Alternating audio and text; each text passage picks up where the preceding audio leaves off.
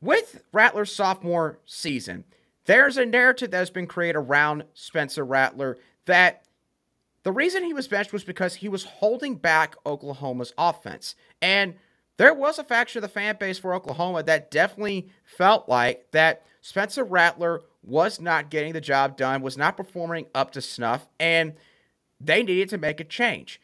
And I think that there are a couple of truths to that, but there's also definitely some flaws with this narrative. I'm going to start out with the offensive line play for the Oklahoma Sooners in the 2021 season. Before I mention these stats, I want it to be known that I got a lot of these stats from a website called footballoutsiders.com, doing a lot of analytical data with offensive line statistics. One of the best websites I can recommend if you're looking for something like that. So, with Oklahoma's offensive line in 2021, their unadjusted sack rate, which was for all non-garbage time pass attempts, period, was 7.7%, which doesn't sound bad at first, until I tell you that it ranked 92nd out of 130 FBS teams and second worst in the Big 12 behind West Virginia.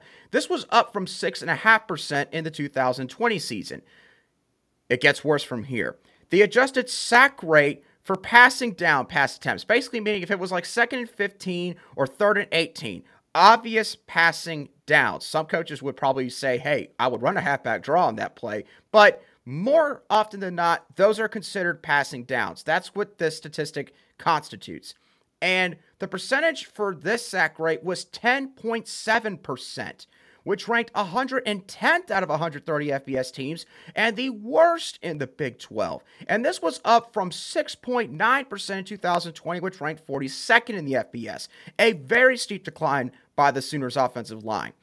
Even Caleb Williams, who is a way better runner than Spencer Rattler, I don't think anybody's going to argue that point, was sacked 19 times in the 6 regular season games that he started after he took over in the Texas game last season. So when bearing all these statistics in mind, it's easy to see how Spencer Rattler could have started to prioritize maybe getting the ball even quicker in 2021, even if that meant it came at the expense of some of his accuracy when he was throwing the football.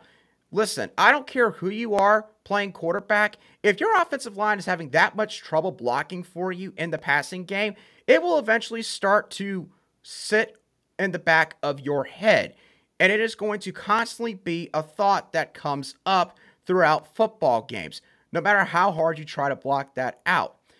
And the craziest part about this, for how much South Carolina's offensive line had really bad moments last season, Oklahoma gave up 33 sacks in 2021. That was actually 2 more than what South Carolina's offensive line gave up.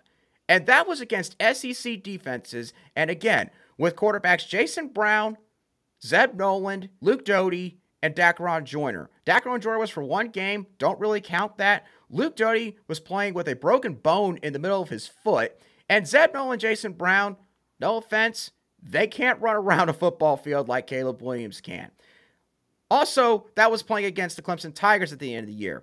So, I understand that the difference in those 2 numbers are a little bit minute, but all these stats should at least dispel the notion that Rattler is joining a worse situation in regards to at least the offensive line. Another reason why Spencer Rattler probably gets a little bit too much flack for his play in 2021 is the Power 5 defenses he played.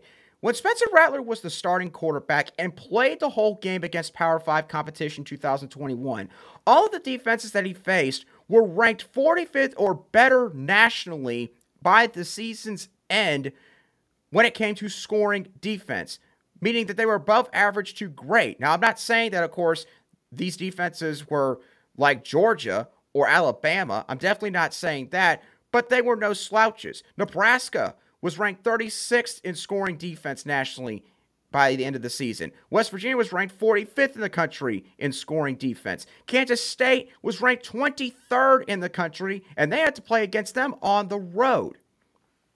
And then you also look at the situation behind the scenes regarding the head coach's job status. Now, look, I obviously don't know what all went down with Lincoln Riley and Southern Cal.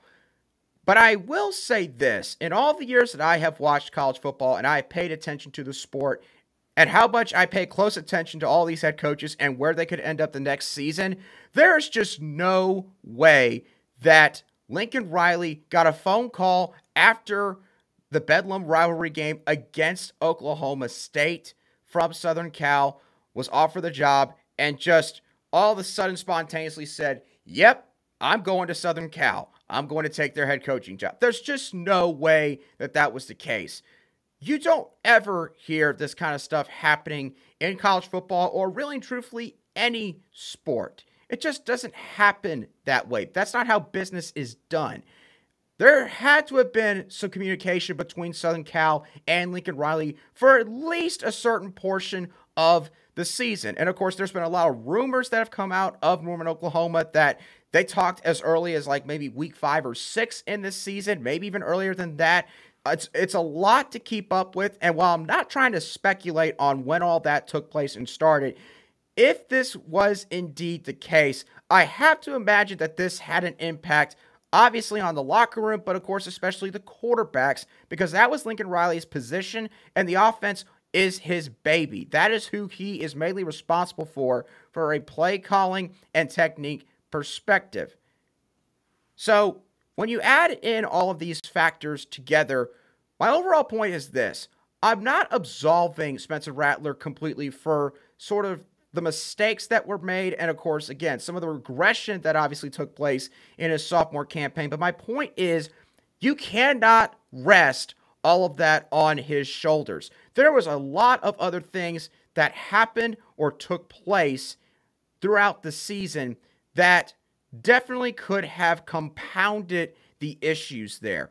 Oh, and the guy that took over for him was a former 5-star quarterback in his own right. And to be honest with you, probably 98% of the quarterbacks in the FBS would probably get replaced by Caleb Williams in the exact same circumstances. So it's not like Spencer Rattler is the only guy that could have happened to last season.